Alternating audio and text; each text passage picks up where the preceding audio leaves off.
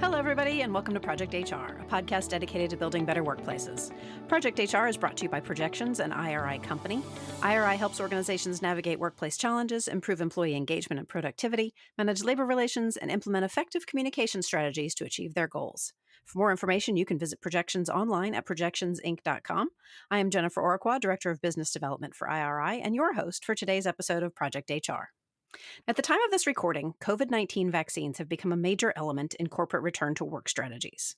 The need for companies to protect the health and safety of their workforce, their customers, and their vendors is paramount. Keeping employees safe isn't just the right thing to do, it's also good for business. After all, the healthier our teams are, the more productive we can be.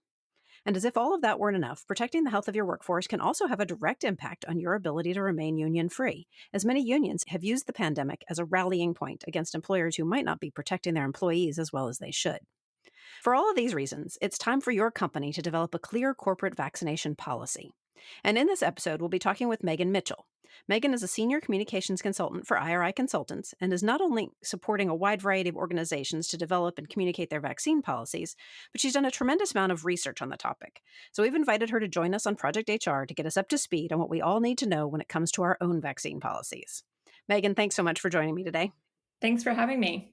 So before we get started, I do want to mention that the issue of COVID-19 vaccinations is a charged one. But in this episode, we're not here to debate the vaccines themselves. Instead, we're here to talk about how to craft a vaccine policy that will help safeguard the health of your workforce as well as the legal health of your organization. So Megan, let's start out with the first question that gets asked whenever the idea of a vaccination policy comes up. Can an employer legally mandate vaccination as a requirement for employment?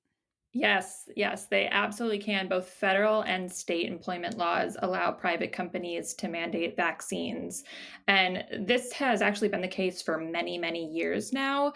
It's just that not everyone may realize it because depending on what industry you're in, maybe your employers haven't really had the need to do it. To this point. We do a lot of work with healthcare employers, and in those settings, many of them have been requiring vaccination for infectious diseases like the flu, mumps, measles for years because they've got, vulnerable populations and patients that they're caring for. So they have to do that. So what we found actually when we started talking about vaccinating for COVID was these people weren't really asking, is this legal? They knew that their employers could mandate a vaccination, but they were asking, can they mandate it under an EUA or emergency use authorization? Meaning, if the vaccine hasn't yet received full approval from the FDA, are they still allowed to require that we take it? And that was a big question for a while. We had never seen this before. And so in May, the U.S. Equal Employment Opportunity Commission, or the EEOC, released guidance saying that employers can, in fact, require COVID-19 vaccination for employees physically entering the workplace. So that was sort of the green light, or I should say a green light, because there were many, many, many lights that employers are considering here. But it was certainly a green light for many employers to say, okay, we have the right to do this. Now we just have to assess whether or not we should. So the discussion of should we really begins with the Occupational Safety and Health Act of 1970, which says that employers must provide each worker, and I'm going to quote here, employment and a place of employment which are free from recognized hazards that are causing or likely to cause death or serious physical harm. And this pandemic pretty clearly falls into that category. So is it fair to say that regardless of how we feel about the vaccine, regardless of whether we actually intend to mandate a vaccine or not, we need to have a policy to address this obligation to protect workers, right? Yeah, look, I think this is such a charged issue, and it is at the forefront of everyone's mind. If they are being asked to go into a facility to work, people are wondering, where their employer stands on this. And so I think regardless of what your policy is going to be, whether or not you plan to require vaccination of your employers or anyone else who comes into your facilities, having a policy that clearly states your position and sort of sets those expectations for people is really helpful. Whether or not you are, as an organization going to require vaccination of employees or anyone else, That answer is different for every organization. Mm, And they just need to consider there are a lot of things that go into this decision, including what's your current vaccination rate? We've been at this vaccination effort for months now. People have mhm, had a long time. At first, there was a huge demand issue. There is not anymore. So people have access to the mhm, vaccines. So, looking at your current rate of are employees doing this on their own, or do you still have 50, 60% of people who remain unvaccinated? And if you do you understand why those people are unvaccinated? Are these people who feel really, really strongly against this? Are they scared? Do they want more time to study the data? mhm, Are they worried about what happens if they have to miss work because they've got side effects for a couple days? Understanding that and then creating a communication strategy based on what those reasons are, where you can kind of target those different groups of people and maybe have one-on-one conversations and try to get that number of voluntary vaccinations up a little bit. mhm, That's certainly helpful. Another thing to consider is at the end of the day, what's your worst case scenario and can you withstand that blow? For example, if 100% of the people who remain unvaccinated do leave your organization, if you decide to make this a mandate and say you must be vaccinated or you could lose your job, would you be able to sustain operations? Would you mm, be able to recruit for replacements? We have a lot of clients who are in a staffing crisis right now, and they've got thousands of open jobs. They're mhm, already mhm, looking for people. And so that's something that they've had to consider. Do we really think we can, sustain operations and continue to keep the doors open if we do have people walk out? mhm. So just because a company has a vaccine policy, it doesn't necessarily mean that everybody's got to get the vaccine or get fired. Can you spell that out for us? Sure. Yeah. Employers certainly have options here. I mean, it doesn't have to be a black or white, you must get the vaccine or you will be fired. There are some people, some organizations rather, who have said, okay, if you don't want to get the vaccine right now, we're going to ask you to participate in regular COVID testing. That way, we're still taking the steps to make sure that we're preventing further spread of COVID within our Mhm, facilities and we're able to catch those asymptomatic infections by doing this testing on a weekly basis. mhm, Depending on the field and the industry, organizations may say, okay, if you don't want to get the vaccine, you'll move to a full-time remote position. That is certainly not possible in all industries. Again, in healthcare, that's not an option. You need people at the bedside, but there are some organizations where that could work. So, in the introduction, I alluded to some of the other benefits for companies in maintaining a vaccination policy. Can we talk a little bit more about those? Yeah, I mean, uh, I think at the highest level or the most general way to put it is people want clarity. It has been a really rough year and a half, almost Mhm. 2 Yeah. years, right? Where uh, everything in the news about the disease itself has evolved on, in the beginning, an hourly basis.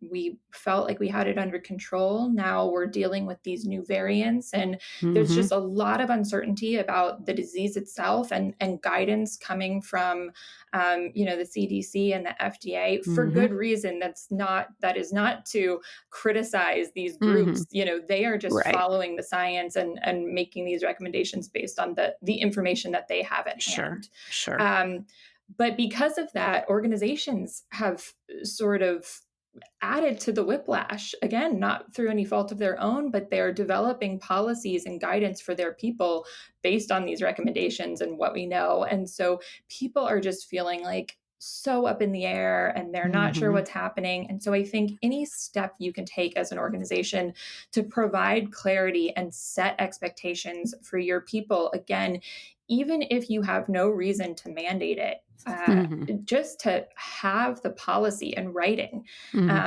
And the other thing I will say is this is going to continue to evolve. So right now, it might be a to mandate or not mandate, but down the road, we could be looking at booster shots for this? And how is that going to work? And so this is a policy I think that will serve you into the future. Mhm. And as HR professionals, this is all familiar territory, sorting out reasonable accommodations for employees that need them. And this is really why these policies need to be formally stated. And you kind of alluded to that a minute ago. I think that is it important for your employees to see this? It's a comfort level. Would you agree? Absolutely. It's a comfort level. They're seeing what other organizations are doing in the press. They're hearing from their friends, oh, my Hmm. company just did this. They're seeing, different things on social media, and they're Hmm. all coming back internally and saying, what's our plan? Hmm. If you haven't communicated to them yet, you're probably hearing this. Yeah. What are we planning on doing? And even those organizations that we've worked with who have said, oh, don't worry, we're not planning a mandate anytime soon. People still want to see something in writing. Even if that Hmm. changes, they want to see the formal policy. Yeah, which makes sense because you're marrying that with their personal opinions and how they feel about things, and having that sort of that baseline of this is what my company is doing. I guess brings that reassurance. Yep. All right, Megan, we're going to take a quick sponsorship break right now, but when we return, I want to discuss how to build a comprehensive vaccination policy. So stay with us.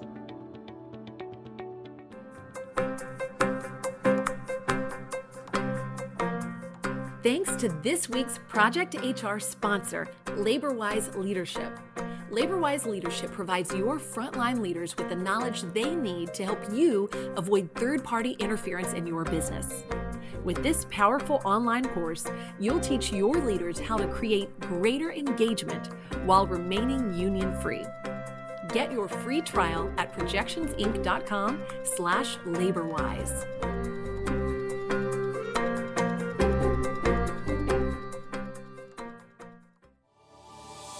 And we're back with Megan Mitchell, Senior Communications Consultant with IRI Consultants. Now, Megan, who should be involved in building a vaccine policy?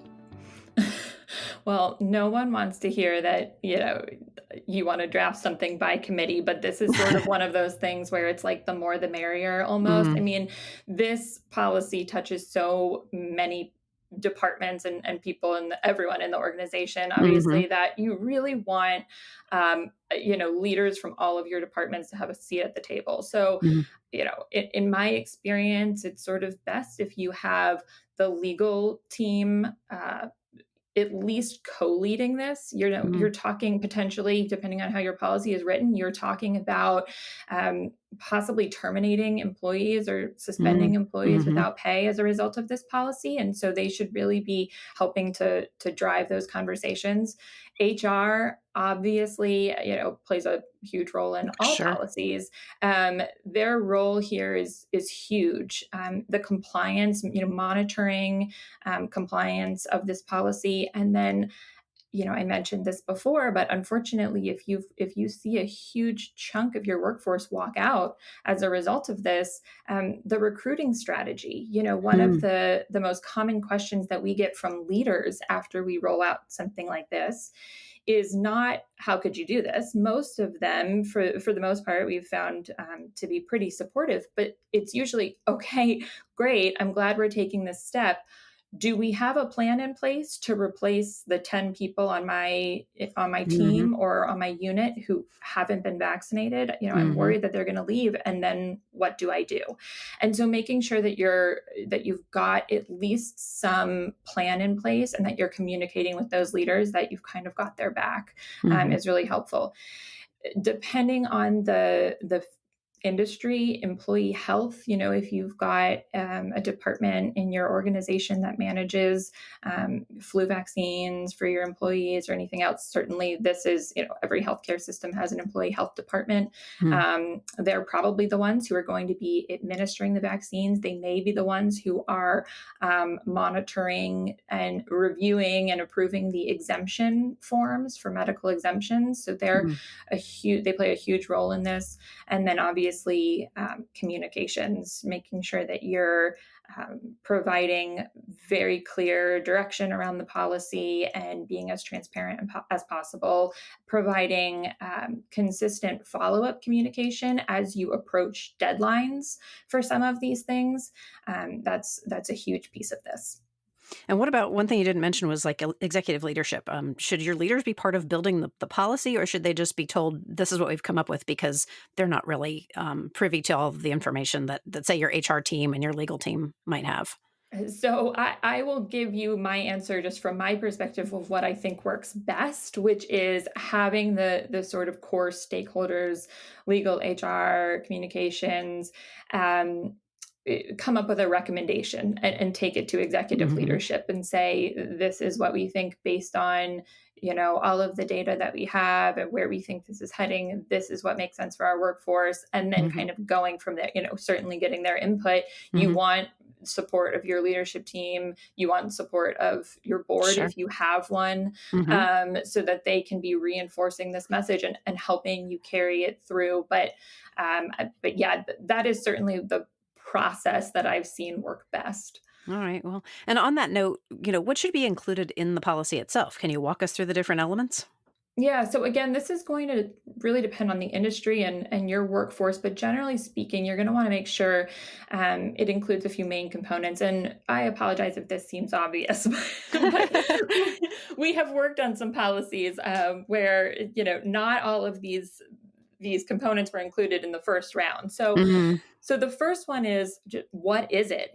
I mentioned earlier there are a couple different variations that this could take on, and so it's not necessarily a get vaccinated or get fired. That might be it, but it might be get vaccinated or participate in regular COVID testing, get vaccinated or apply for a full time remote work position. So you've got to very clearly outline what it is up front because people hear vaccine mandate and they hear the first option, and it may not be that.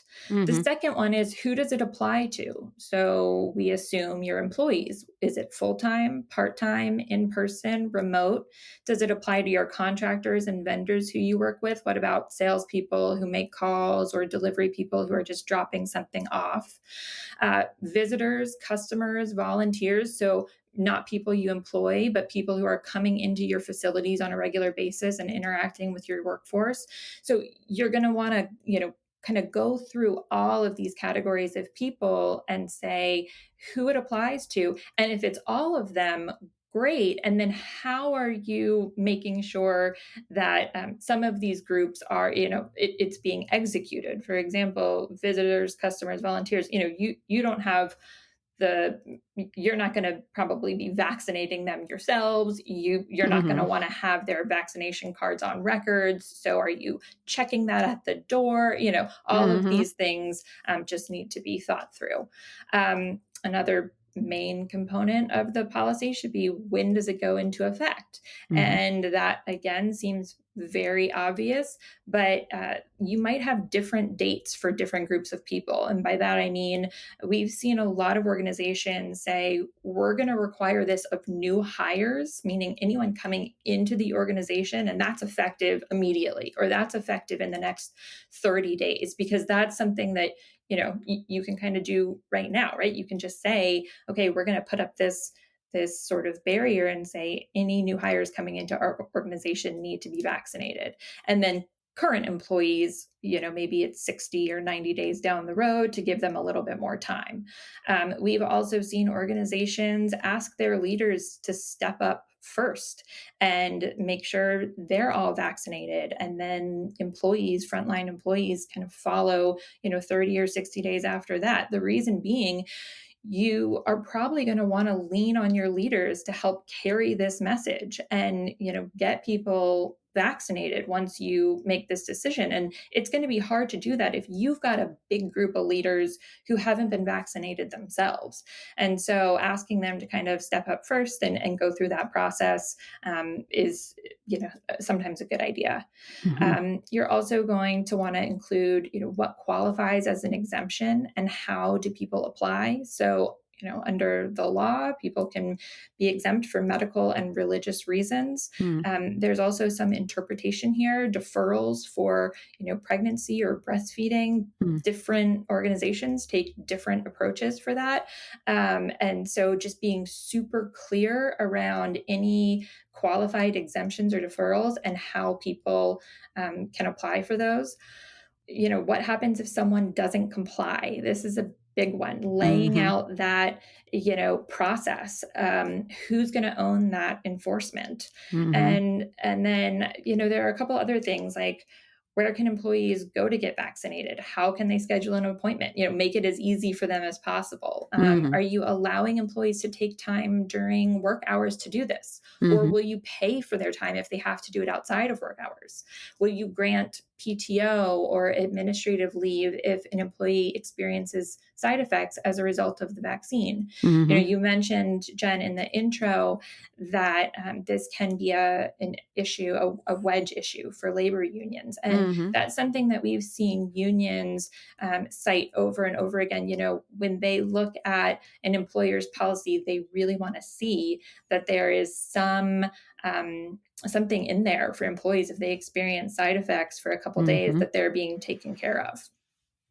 And I want to remind our listeners that was such a lot to digest that we will have all of this in the episode companion. So if you're sitting there writing this down furiously, it's all included in the episode companion that you can download. So Megan, one thing that you alluded to was sort of different dates for rollout and things like that. Can a company have different vaccine policies for different departments? One for customer facing employees, a different one for internal workers.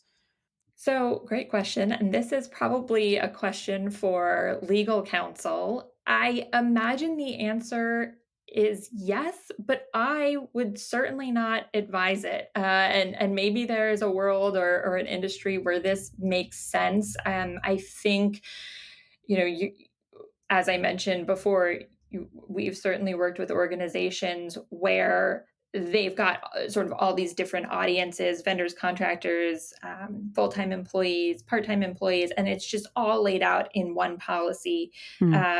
It makes it much easier enforcement-wise, certainly makes it easier from a communications perspective, which is Mm-hmm. how I'm usually coming at these Mm-hmm. things. Sure. And so that would be, my guidance would be to keep it all in one if you Mm. can. Yeah. Well, and simple is always better. So what about remote workers? How do we need to handle those in our policy? Yeah, so different organizations have taken a different approach on this. Most often, what we're seeing is organizations say, look, if you are a remote worker, let's say you're working in a call center and you are in Utah and the company is in Delaware. And Hmm. there is absolutely no circumstance in which you will ever be expected to show up in our office in Delaware. Hmm. Then they might be, willing to grant an exemption or a Hmm. deferral. But for the most part, these remote workers, there's an expectation that they might be called in person meeting or for something else and might be in the facility. And so if that's the case, what we're seeing most often is organizations are saying, look, if there's any expectation that you show up in one of our facilities, you need to be vaccinated. And this policy applies to you. So should a company's COVID-19 policy be separate from its general vaccination policy? So if an organization has a policy in place, can that cover this, or does it need to be something separate? In the short term, again, this is probably a good question for legal counsel, but I will answer based on what I've seen. In the short term, I think it probably makes sense to keep them separate. And that is because the COVID vaccination policy, like all COVID policies, is probably going to be evolving, over the next several weeks and months because COVID vaccines are evolving. And so, Hmm. I mentioned the CDC's ACIP committee is actually meeting today about whether or not they recommend the use of booster shots in mRNA vaccines. And so I think once that final recommendation comes out, people are going to have to go back in and edit those COVID-19 policies to include something around, the booster shot and timing of that and when that's required. And so I think that just for ease of maintenance, you may want to keep them separate for now, and then down the road, I could absolutely see a point in time where you kind of combine all of your vaccination policies into one at some point. So by the same token, should our vaccine policy address customers, vendors, non-employees that come into contact with our workforce? Yes, absolutely. Absolutely. I think if there's any group of people other than employees that are regularly coming into your facility, you should be setting that expectation of whether or not it's required and by when. All right, Megan, we're going to take some time out for another quick break, and we'll be right back after this. You're listening to the Project HR podcast. I'm your host, Jennifer Oraqua, and my guest today is Megan Mitchell, Senior Communications Consultant with IRI Consultants. We are back. So, Megan, once the policy is written, it must be communicated. Is this always strictly an internal communication, or is there a benefit in making this public? Yeah, so I think this depends on the industry and how your policy is written. Certainly, if there is a brick and mortar component to your business and you plan to require customers or visitors to show proof of vaccination, that's absolutely something that you need to be communicating with them before Mm-hmm. they show up, right? Sure. Additionally, if you're a business or let's say a healthcare provider, you may want to share this publicly just to put people at ease who are coming into your place of work. Even if you're not planning to require vaccination of them, we're Mm-hmm. hearing a lot of patients in the healthcare space say they really only feel comfortable going to a facility if they know that their healthcare provider is vaccinated. And so that's something interesting that healthcare providers are having to take into account. So I think communicating with the public and anyone who might come in contact with your workforce or come into your place of business is super helpful, and always good to be transparent around things like this. So, how do we communicate the policy to employees initially? Like, what information do we need to have available to our employees in relation to the first announcement of this? So the short answer is as much information as possible. And I Sure. think sometimes organizations shy away from that because it's so much and they don't want to overwhelm people. Mm-hmm. What we have seen in communicating these policies over the past several months now is, again, people want that level of comfort. There's a lot of anxiety and a lot of questions swirling. And if Mm-hmm. you are able to, with the initial announcement that you're moving to a vaccine mandate policy, share the deadline that people need to know for when it will go into effect, who will be exempt, how those people can apply for those exemptions, where they can go to get vaccinated, every piece of information that you can Mm-hmm. think to include, a robust FAQ document, maybe follow it up with a virtual town hall or some in-person meetings so that they can ask their questions, because as we know, absorbing a lot of written information sometimes. We're all in Mm-hmm. information Mm-hmm. overload. And so we hear that all Yeah. the time.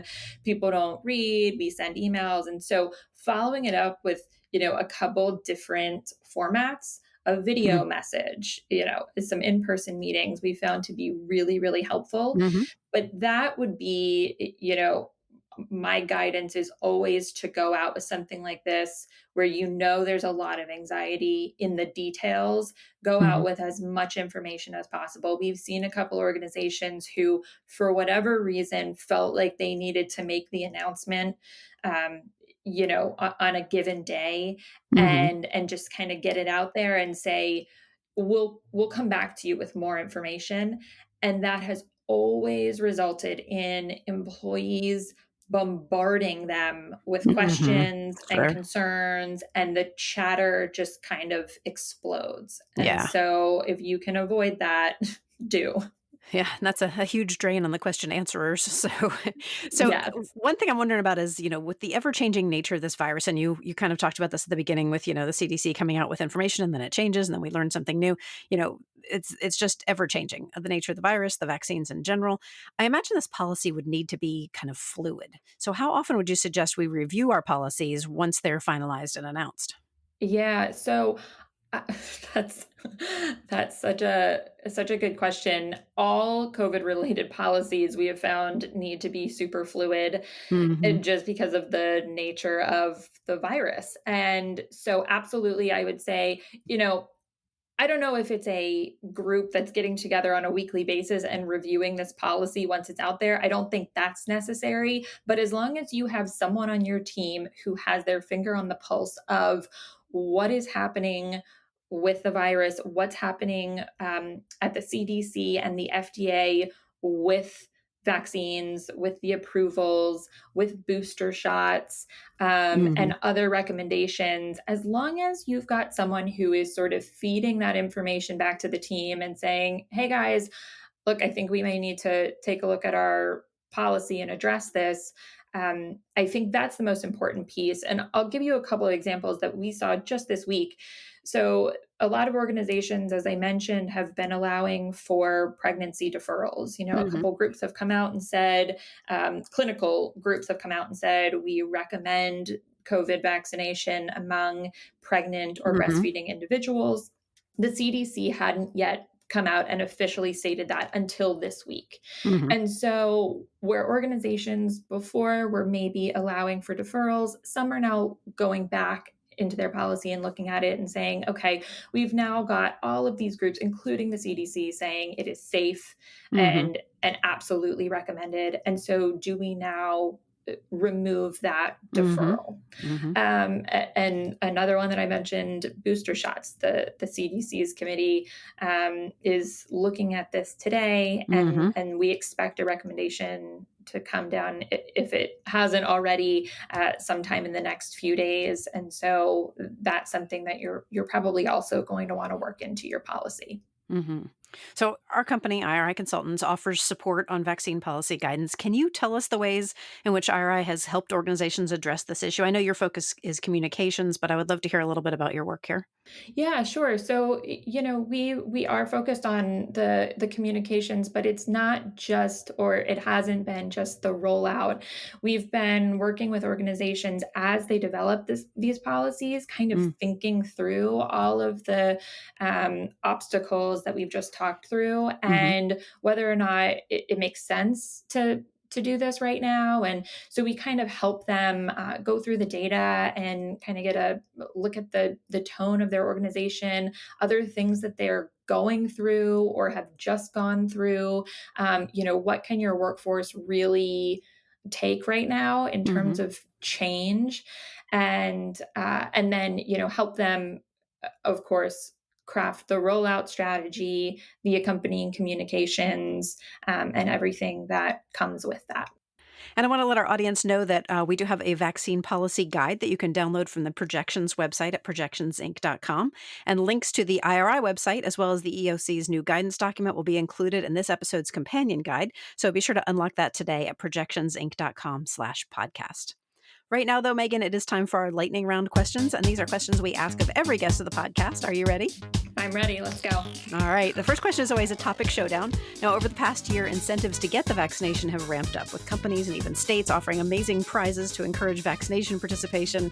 Now, in your opinion, Megan, which vaccine incentive is the better deal? A free donut every day for a year from Krispy Kreme, or having your name entered into a lottery to win $1 million? I'm going to give a really annoying and unpopular answer here and say I really don't love the idea of vaccine incentives. I think the incentive is keeping yourself and those around you safe. But having said that, I do love a donut. So good answer.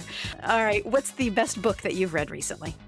When I'm not doom scrolling news on the Delta variant, what do I read in my free time? I read a book recently called Nothing to See Here by Kevin Wilson, and the description in 10 seconds is it's about these two siblings who spontaneously combust. It is as weird as it sounds, but the characters are so good, and I was laughing the whole time, so highly recommend. I love that. We all need a little distraction, right? Yeah. So tell me, what's your favorite thing about working in communications? Probably telling stories. I like to take a big mess and try to make something out of it. And so I find it very, very rewarding when I get to work with clients who are just sort of banging their head against the wall about how to either roll something out or just kind of get their point across. You would be amazed at the number of, workplace issues that we see that are really just a matter of miscommunication or misunderstanding. And so helping people kind of figure out how to tell their story is just a super rewarding part of the job, I think. I love that. And I can say on a personal level that I really appreciate working with you. You do such a good job. And the storytelling element of what you do is amazing. Oh, so, thank you. What's the best piece of advice you've ever been given? Ever. This is the hardest question you've asked today, because I get so much advice because I am constantly asking people to help make my life easier. But I also have the memory of a goldfish. So I would say let me give you two that I'm probably using the most these days. One is drink water and go for walks, which sounds so obvious, but I was not paying attention to that at the beginning of quarantine, and it's such a game changer. If I am feeling anxious or like I can't focus, it's usually because I haven't had enough water, or I just need to get up and move around for a little bit. So that's been huge for me.